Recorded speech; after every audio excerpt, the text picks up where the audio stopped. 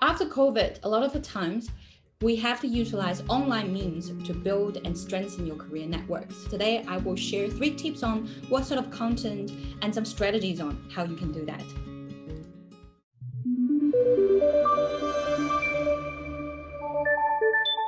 Jay from Career Journey Professional from Sydney, helping you to find and land in a career that's suitable to you. So now today we're going to talk about how to use, build and strengthen your career network online after COVID. So now this is a topic elaborated or an extension version of a previous video on how to build your work relationship after COVID virtually online.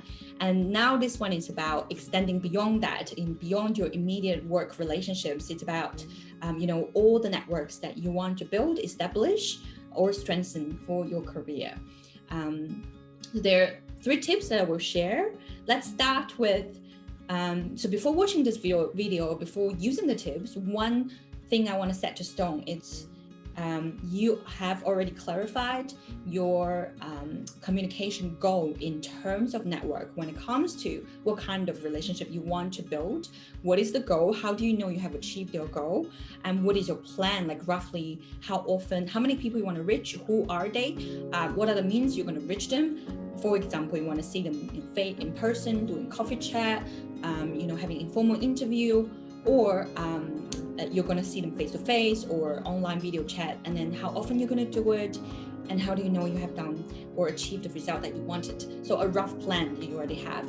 On top of that, if you don't know how to do that, go and have a look of my previous video, the one on how do we build virtual work relationships after COVID. That will give you some inspiration and information, of course. Now, so this one, when it comes to building your career network or strengthening your career network online, first of all, it's what you need to think about the frequency and the means of communication. Now, there are formal settings, as in you may have, a company team meeting, there may be industry conferences, and there are semi-formal occasions. So that could be your company, dinner, team building activities, team lunch, and again, industry connections, or some of the activities or tours organized within the company or within your projects or your industry. And there, of course, there are informal occasions like coffee chat, pantry chat, your small chat in the elevator, whichever occasion that you can think of. It's not strictly in the working setup, will be informal. And those are all occasions for you to build your network or strengthen your network, depends on the goal. So here I will give you tip number 1, which is make it easy to connect for you and whoever you're connecting with. Think about how does your communication partner prefer. Now, I mentioned in that video that we all know that the most powerful way to build a relationship, obviously, it's face-to-face. So when it comes to online, obviously, it's video call. So video call will have the strongest way of building a relationship, and then comes voice call, and then there's text message, which I did deliberately added there. Nowadays, it's rare for people to receive text messages because we have so many online messenger forms. So that could be another way that can differentiate you from other people and more directly reaching out to whoever you want to communicate as well. There's also email, the internal work communicators, or even asking people if they want to, if certain people just have their preference of using Facebook Messenger and WhatsApp. Like me, with my assistant, I actually like to use Facebook Messenger. So do think about what your communication partner prefer, and of course, what you prefer as well. It should be easy for you and the other party to communicate. And also think about what's the frequency that you want to communicate, and what are the opportunities, or what are the reasons, occasions that you can communicate here.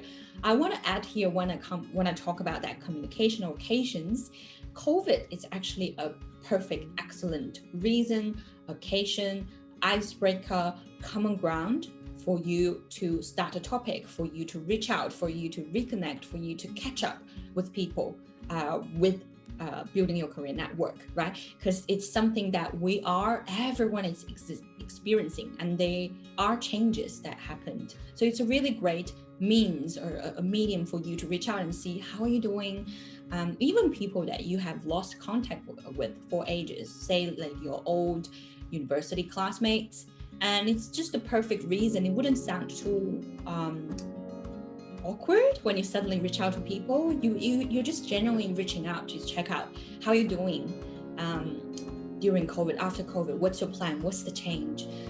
Maybe we should catch up. Really want to know what's happening with you, and or I'm doing this. Maybe it could help you. Let's have a chat. Let's have a coffee.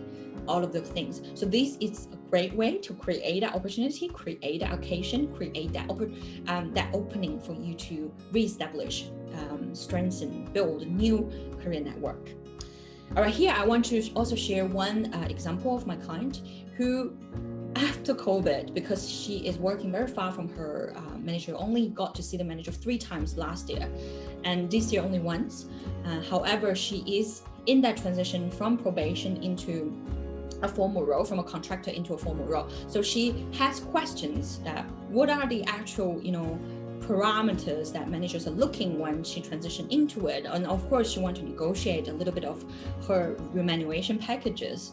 And these, if they talk about it in the last minute in the performance review or the quarterly meeting, could be too late. So she has to actively call her manager or set up her manager saying, can I talk at least twice before this meeting? It won't take long, just 20 minutes, ideally on the video, or if not, a voice chat will be fine.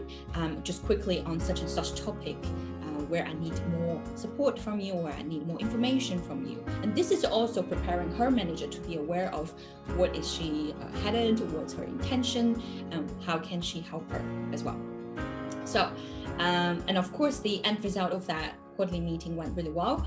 She was able to, become a full-time employee, and also having the extra support and extra body for her training as well. That's my tip number 1. Tip number 2 comes to the actual content, or what are you going to talk about when you are building your network, or what are the strategies that you can use. I will share about the topics later, but I want to share the one strategy first.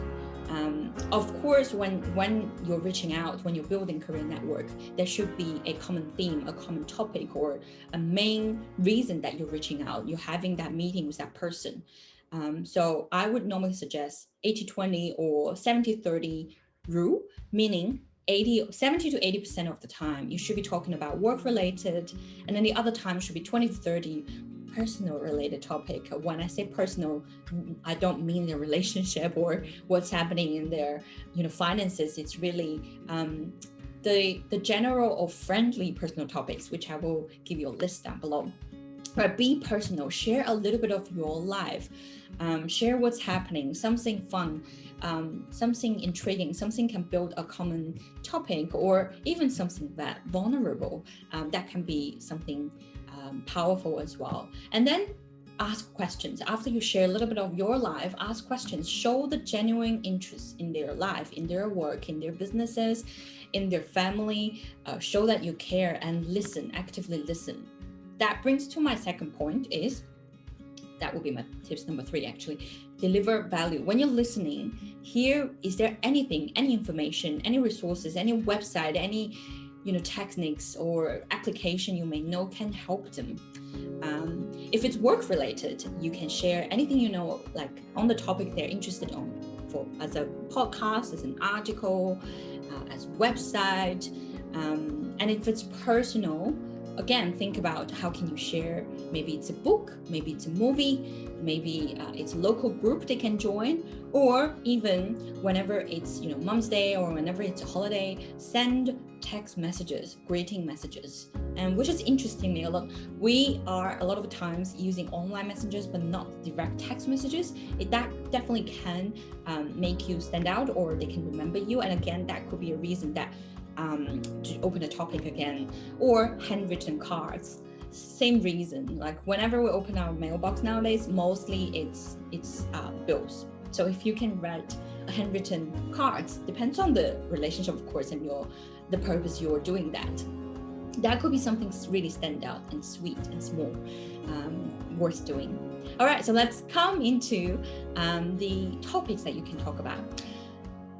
do use LinkedIn. Before I jump into the topics, actually, do use LinkedIn. So building career network online, LinkedIn is definitely the most powerful route. But however, if they are on other social media platforms, YouTube, Facebook, Twitter, Instagram, do use that as well, which is back to think about how does your communicator partner prefer to be communicated. But LinkedIn is definitely, it's a platform built for linking each other, right? So when you reach out to people, it's sort of expected. It's not too awkward. It's not too sudden, or it's not like make them feel like, ooh, what do you want? Because that's why they jump onto that platform anyways.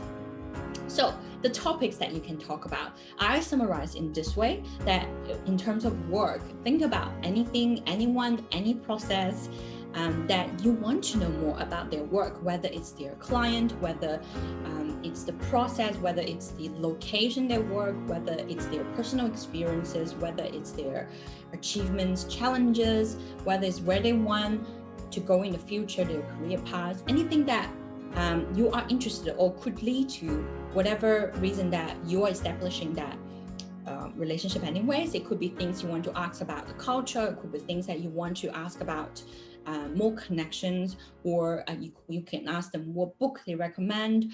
All of the things lead it on to the purpose of you contacting them, or the reason that you are connected to each other.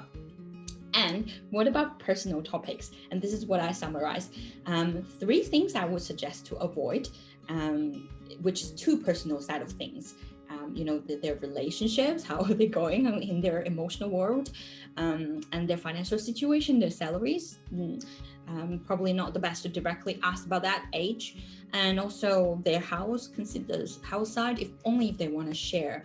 And the safe topics, or the general topics, or the topics that you can build a common ground or elaborate on, are things food they love, drinks they love, restaurants they like to go, activities they like to go, their hobbies, what sports they like, what movies they like, music events, musical concert, book, documentaries, where they like to travel, how are their families, what's their family plan and holiday plan, all of those things. It's going to be topics that you can ask, bring on about. You can share your own things, and then it's going to be hopefully go into a communication that flows. And again, listen carefully. Anything you can help them to deliver value. If they're going to travel to Denmark, maybe there's a tour guide book you can share. Maybe you have been there, share a few tips. Yes, keep thinking how you can help deliver value to each other. And oftentimes, personal topics build a stronger connection. There is a reason that bonds you together, could be work related, and the personal little pinch of thoughts, it's going to help you to make the relationship long lasting, more interesting, more in depth, and personally stronger. All right, that's everything I want to share today. And again, if you have your own concern about this, I have created a course all about communications at work. I have created checklists, question votes, things you can talk about, and example or scripts that you can follow. That could be really helpful. So do reach out to us if you need more help. Otherwise, leave a like, subscribe. I will see you in the next video. Bye.